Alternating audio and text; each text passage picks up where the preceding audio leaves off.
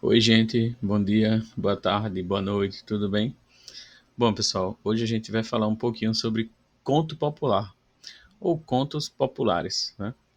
Que é um dos assuntos que eu já estava querendo gravar há um tempinho e chegou o momento. Mas afinal de contas, o que é um conto popular, né? O que é exatamente conto popular? A gente tem que lembrar de que popular, tá? É algo acessível, tá? Como é que eu posso dizer? Popular no sentido da palavra de que é algo muito amado pelas pessoas, tá? Então, fulano é popular, ok? Ciclano é popular, mas trazendo aqui para a nossa realidade, para a nossa aula de hoje, quando eu digo que um conto, uma história é popular, é porque ela reúne, tá? Ela é popular porque ela reúne várias coisas, tá? Vários exemplos de uma determinada cultura. Então, popular nesse sentido é que o conto popular é uma história que reúne, de certa forma, de certa maneira, vários pontos, tá? De várias culturas, ok? Então, aqui no Nordeste, por exemplo, o bolo de rolo é algo muito popular, tá? Então, é porque ele representa a nossa comida, parte da comida aqui no Nordeste, ok? Sei que aqui em Pernambuco, por exemplo, esse bolo de rolo ele é muito popular. Então, ele é muito reconhecido, agraciado pelo povo, muito querido, e também porque ele é uma parte de nossa identidade, tá? Então, ele reúne para gente que é pernambucano, ele reúne o bolo de rolo, ele reúne o, o que a gente mais gosta, que ele é bom, né? Mas também ele é popular porque ele representa a nossa cultura. Então, popular também representa a cultura de determinado lugar, tá? De um determinado lugar. E conto são as histórias curtas. Então, conto popular são histórias curtas, tá? Que é um conjunto, um compilado de muitas culturas, ok? De determinada região. Um conto popular é uma história de tradição oral, transmitida de geração em geração, que não possui autor conhecido. A gente não sabe quem escreveu, fazendo parte do folclore de um povo. Essas narrativas curtas e informais, com poucos personagens e um enredo simples, visam entreter e ensinar, refletindo a cultura e os costumes locais, ok? Então, essas histórias curtas e informais. Então, curtas porque ela é pequena, acaba rápido, e informal porque tem muita linguagem informal, tá? Que é aquela linguagem do dia a dia, quando a gente fala com os amigos, por exemplo, ou de fala de maneira mais rápida para ser compreendido de maneira mais rápida, tá? Com poucos personagens, não tem tantos personagens na história, e um enredo simples, ou seja, tem uma história que é simples, tá? Que é comum, que é básico, não tem tantas coisas mirabolantes. Tem o objetivo de entreter e ensinar, ou seja, entreter, a gente se diverte, e ensinar porque a gente aprende brincando, tá? Refletindo a cultura e os costumes locais, ou seja, as coisas, os costumes de um determinado lugar, tá? Como eu citei agora o bolo de rolo, ele representa costumes locais. Aqui para Pernambuco, ele é parte de nossa identidade, tá? Porque ele é uma comida típica daqui de Pernambuco. Então, traçando esse paralelo com o conto popular, ele também, não sei se, estou falando do bolo de rolo para deixar um pouco mais fácil, tá, de entender essa palavra popular, tá? É de querido, mas também no nosso caso aqui é o popular no sentido de reunir coisas de um determinado lugar, tá? De determinado lugar, que são as culturas locais. Algumas características: tradição oral, porque tradição oral, ou seja, a oralidade, a fala, tá? Uma das marcas é a fala, porque o pessoal não escrevia as histórias eram contadas de boca em boca na época, e elas foram se perdurando até hoje. Então, é por isso que teve algumas mudanças também, tiveram algumas mudanças com o tempo. porque como o pessoal ia contando de boca em boca, com o tempo vai se perdendo a originalidade da história, é o que foi contado no início. Anônimo, ninguém sabe quem escreveu, o pessoal só ia contando um para o outro. Narrativa curta, é uma história muito curta, tá? Poucos personagens, ou seja, não precisa de tantos personagens, tá? Tanta gente na história. Linguagem informal, que é aquela do dia a dia, aquela que você usa com seus amigos, por exemplo. Você não fala com seu pai, sua mãe, da mesma forma que você fala com seus amigos, tá? Então, essa linguagem informal é aquela que tem gírias também, ou que tem algo de determinado lugar, tá? Então, se você pegar um conto popular do Nordeste, você vai ver muita linguagem informal aqui da região Nordeste. Então, essa linguagem informal, ela é, ela é ela é ela tem mais foco de onde surgiu o conto. Então, se o conto surge no Nordeste, a linguagem vai ser mais nordestina, tá? Do jeito que a gente fala para cá no Nordeste, do jeito que a gente fala aqui. Então, se é uma história que surge em outro lugar, né, no Norte, tá, vai ser de um jeito, tá, no Sul vai ser de outro, e assim sucessivamente. Objetivo. Então, os contos populares eles têm um objetivo claro e direto. É bem rápido, bem curto, tá? É isso e isso mesmo, acabou-se, né? Não fica enrolando, não tem tantas coisas acontecendo na história. Vai direto ao ponto. E também, por último, não menos importante, é a cultura. Então, uma das características do conto popular é a cultura, ou seja, é algo da região, tá? É algo que chama atenção na região, dependendo, como eu já disse, de onde ele foi escrito não, lançado, tá? De onde ele surgiu, vamos dizer assim. Eu trouxe um conto aqui, pessoal, que é bem famoso, é A Festa no Céu. Eu vou ler e acompanhe comigo, por favor. Ia haver uma festa no céu e o amigo Urubu convidou todos os bichos. Dona Juriti, que era cantora afamada, foi convocada para animar a festa. Nesse tempo, o sapo andava em pé e era muito farrista. Encontrou-se com a Juriti, que estava polindo a garganta. Ela tinha que melhorar a garganta, né? Tinha que cuidar da garganta porque ela era uma cantora afamada. Logo que viu o sapo, ela começou a zombar dele. Então ela ficou tirando onda com o sapo. Amigo sapo, você não pode ir à festa do amigo urubu no céu, pois não tem asas e vai ser uma festança danada. Mas é só para os bichos que voam. Então veja, o sapo não tinha asas, então ela começou a ficou tirando onda com o sapo. O sapo pediu: "Ó, amiga Juriti, me leva." "Levo nada, você é muito pesado. Quando voltar da festa, eu lhe conto como foi." O sapo garantiu que não perderia a festa por nada, e a Juriti riu para danar dele. Riu para danar, veja. Então a gente já viu aqui, ó, mais um tipo de linguagem informal. Riu para danar, ok? Então essa característica aqui, por exemplo, então riu para danar, que riu bastante, né? No caso, riu para danar é mais usado aqui pelo lado do Nordeste. Então essa expressão aqui, riu para danar, que a gente usa muito aqui no Nordeste, mais pelo lado do interior, ok? Isso é uma linguagem informal. Isso é uma marca da nossa cultura também, ok? No dia da festa, ele arrumou um jeito de se enfiar na viola do urubu, que era o tocador. O urubu sentiu que a viola estava pesada, mas não parou para ver o que era, pois, sendo ele o tocador, não poderia chegar atrasado. Então o urubu, né, ele percebeu que a viola estava um pouco pesada, mas ele precisava chegar logo porque ele era uma pessoa, né, vamos dizer assim, um personagem importante na festa. Ele era o tocador, então, como ele não podia chegar atrasado, né, ele foi embora sem conferir. No céu, toda espécie de bicho de asas estava lá, se alegrando, dançando e comendo muito.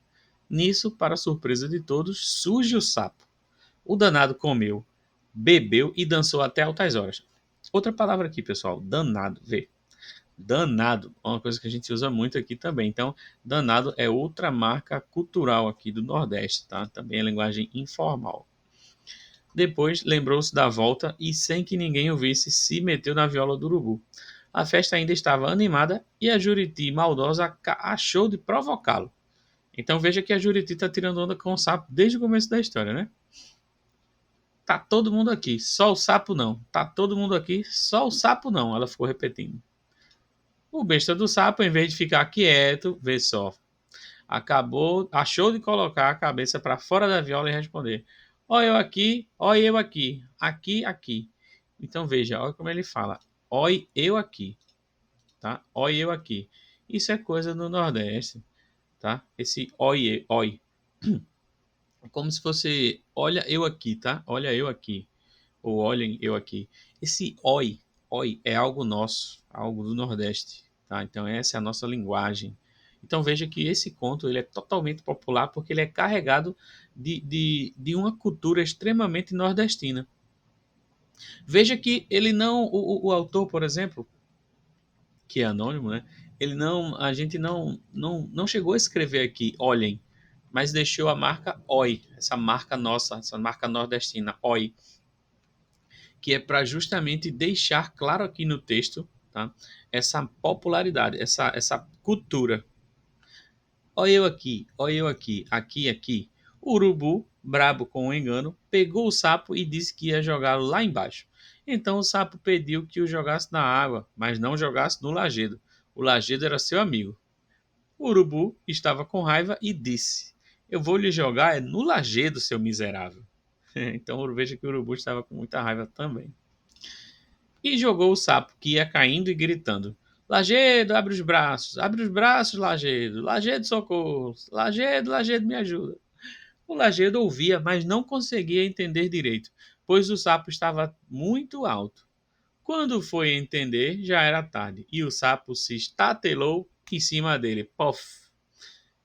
Aí o sapo quebrou a coluna e desse dia em diante não andou mais em pé. Então veja, aqui é um conto popular que explica por que o sapo não anda em pé. Né? Então ele caiu lá do céu, porque o urubu jogou ele lá de cima, que ele não era para ter ido para a festa, tá? Porque só ia o pessoal que tinha asas, o sapo não tem asas. Tá? Ele, em vez de ficar escondidinho na viola do urubu, acabou sendo descoberto, porque ele não guardou. A dona Juriti ficou tirando onda com ele, né? Ele, em vez de ficar quietinho, foi lá tentar tirar satisfação. Perceberam ele e jogaram ele lá de cima. Ele, como caiu lá de cima, né? De uma queda, era muito alto, a queda era muito alta, então ele acabou se ferrando lá embaixo. O lajedo não conseguiu segurar o sapo e o sapo acabou andando, não andou mais até hoje, né? Ele quebrou a coluna. Então veja que a história ela diverte a gente, tá? E ao mesmo tempo ensina, né? Então veja que a gente aprendeu com a astúcia do sapo. O sapo quis ser mais esperto e acabou querendo se meter numa coisa que não era para ele, né? Então ele tentou dar uma de esperto, ele quis ser o espertão. Então veja, nem tudo na vida a gente dá para agir com esperteza, tá? Não dá para agir dessa forma. Então o sapo acabou se ferrando lá no final da história, beleza? Então perceba, pessoal, que essa história ela é curta, tá? Ela tem poucos personagens, ok? Por mais que falem que tinha muita gente no céu, né? No caso dos personagens, tá? Tinha muita uma bicharada em peso lá, com um maior número, um grande número. Veja que aparecem aqui na história o urubu, né? Aparece também o sapo, aparece a Juriti, aparece o Lajedo, tá? Então veja que não tem tantos personagens, ok?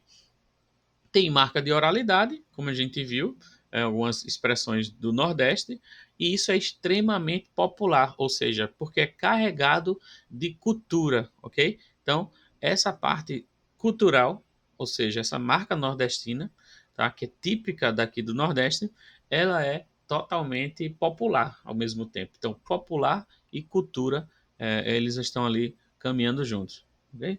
Agora eu vou trazer uma parte da narrativa, ok? É uma parte que a gente encontra muito nas histórias, que a gente chama de organização da narrativa, ou seja, é a forma como a história ela se organiza, porque a história ela não é contada de todo jeito, tá? A história ela é dividida em quatro partes. Então toda a história ela tem essas quatro partes. Mas não é só a história, essa escrita que a gente viu aqui agora, não. Dá para perceber isso também nos filmes, tá? Quando você for assistir a um filme, perceba essas quatro partes aqui, você vai entender também. A primeira é a situação inicial, ou seja, é o início da história, é onde tudo começa, tá? É o começo da história, é o começo da narrativa. Conflito é o problema. É um problema onde o personagem, geralmente é o personagem principal, tá? O personagem principal, ele vai ter que resolver esse problema. Como é que ele vai solucionar esse problema? Às vezes ele soluciona, às vezes não. O clímax é o momento tenso, ou seja, é aquele momento de maior tensão na história. Tá? É aquele que você olha e diz: Meu Deus, e agora? Como é que ele vai sair dessa? Tá? É aquele momento tenso. Tá? E esse momento tenso a gente chama de clímax. E o desfecho é o final da história, é já no finalzinho.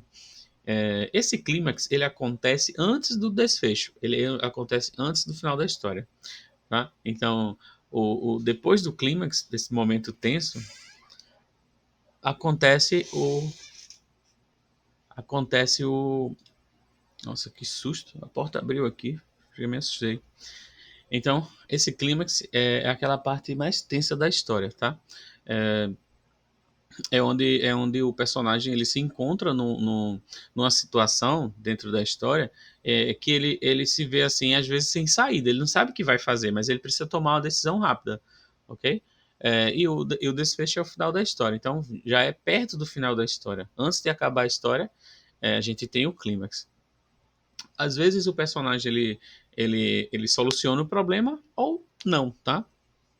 Depende muito da história, depende muito do filme, enfim. Então, situação inicial, parte um, conflito, parte 2, clímax, parte 3 e desfecho, parte 4. Agora vamos dar uma olhadinha, a gente pegando essa parte da organização da narrativa e distribuindo para a história que a gente acabou de ler, A Festa no Céu. Vamos ver como fica. Então, situação inicial. O urubu fez uma festa no céu e o sapo queria ir. Lembram disso, né? Conflito, que é o problema. O sapo não tinha asas e foi zombado pela Juriti, certo? Como vocês puderam ver, qual é o problema? O problema é aquele onde o personagem passa por um problema, tá? O problema, o personagem passa por ele. E ele precisa resolver esse problema. Então, o problema foi o sapo não ter asas, então não conseguiu ir à festa. Por isso que ele se escondeu na viola, tá? Clímax. Foi descoberto, então o urubu resolveu jogá-lo de cima do céu. Então veja que essa parte mais tensa da narrativa, a parte mais tensa da história, que é aquele momento onde o personagem se vê encurralado e diz, né, e pensa: Poxa, o que é que eu vou fazer agora? O que é que aconteceu? Então você, como leitor, quando está lendo alguma coisa, ou você, como uma pessoa que está assistindo só a algum filme, tá? Você olha e diz assim: Caramba, e agora? O que é que o personagem vai fazer aqui? Tá? Então, nesse momento aqui da nossa história, A Festa no Céu, o clímax é quando o sapo ele é descoberto e o urubu joga ele lá de cima, beleza? E o desfecho, que já é o final da história, já perto depois do clímax,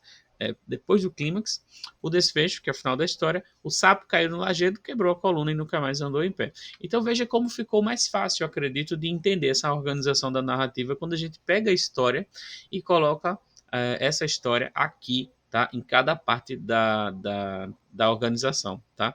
Cada parte da história, ok? Então lembrem-se que existem 4 partes a organização da narrativa, ela é organizada em 4 partes: situação inicial, conflito, clímax e desfecho, tá? Então, próxima vez que você for ler alguma coisa ou assistir algum filme, tá? Lembre-se que existem essas 4 partes e é bem fácil de detectar. Eu acredito que da próxima vez que você for assistir alguma coisa, você vai lembrar disso aqui que eu estou falando agora. Ok, pessoal? Então a gente vai chegando ao fim. Eu espero que você tenha gostado. É um prazer enorme tê-lo comigo aqui na sala de aula. E a gente se vê no próximo vídeo. Lembrando que aqui no canal tem vários outros vídeos, ok? Sobre muita coisa.